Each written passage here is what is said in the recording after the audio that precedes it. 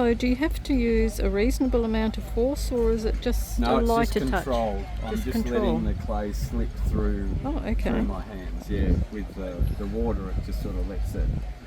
So if I want it to come out, I'll push from inside, and if I want it to come in, I'll push from outside.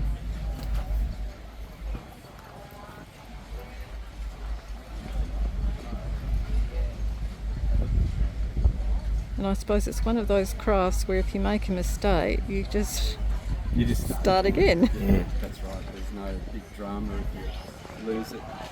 I think that's the sort of thing I need. Yeah, it's really nice clay to work with. You know, it's everything about it is, you know, it's not aggressive and.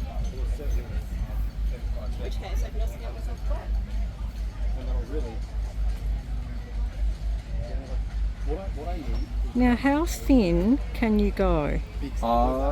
Fairly fine, but when I turn them over and turn them like these pots have all been turned in a foot, so then I'll turn it and make it a lot finer.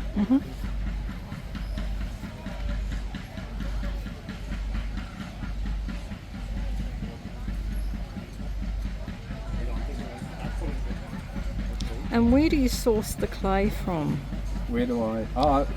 This is actually clay from South Australia. It's Bennett's clay. Oh, okay. Bennett's is a big pottery in Adelaide. They make garden pots, but they dig and source. You know, they must have a clay pit where they get their clay from, and they process it and sell it on to potters as well. Oh, that's interesting, because Yeah, I'm from Adelaide and I haven't heard of them. Oh, really? But I suppose I'm not into that sort of They've thing. been around for over 100 years. I used to use this clay in the 80s. Then we all moved on to finer white clays, but now the white clays are so expensive, I've gone back to Bennett's. It's a nice stoneware clay. Hey, can I go with this one?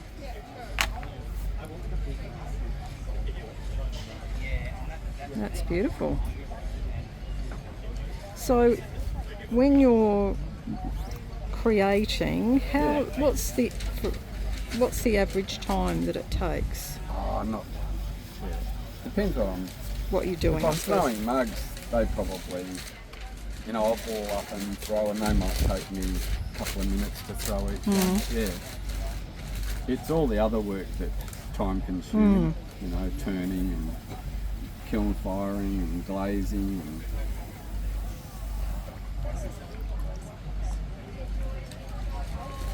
And so, how long does it take to dry the clay? Well, I'll turn those in an hour in this heat. Yeah, they'll be leather hard and Gee. be sort of firm enough to handle them.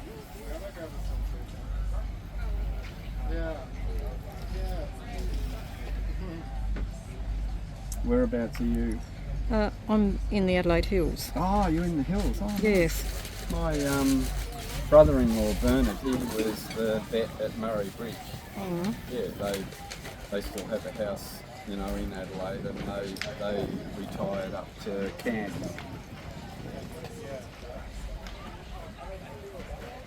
So, how long have you been doing this? I've been doing this since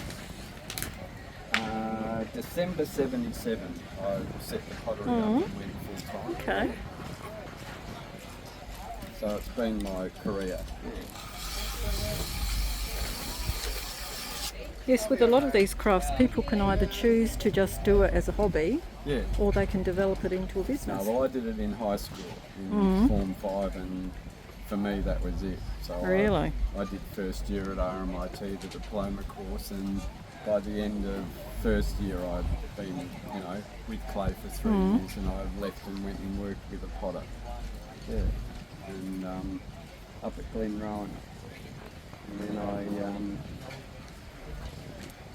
worked a job to get a deposit for a house and moved to Malmesbury and set the pottery up.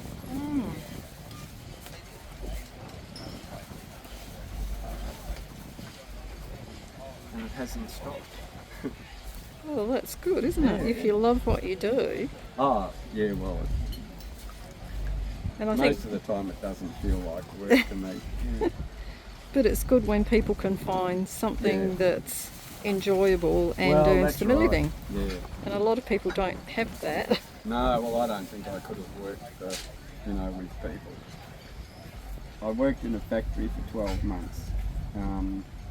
Actually, I worked in the Rosella factory. We rented in just around the corner in Richmond, and for a year, and I worked in the factory there to save so we could get a deposit on a place, and we moved to Malmesbury, and I've been there ever since.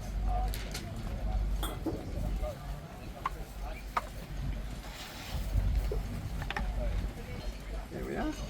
Oh, beautiful. Well, thank you very much. That's all right.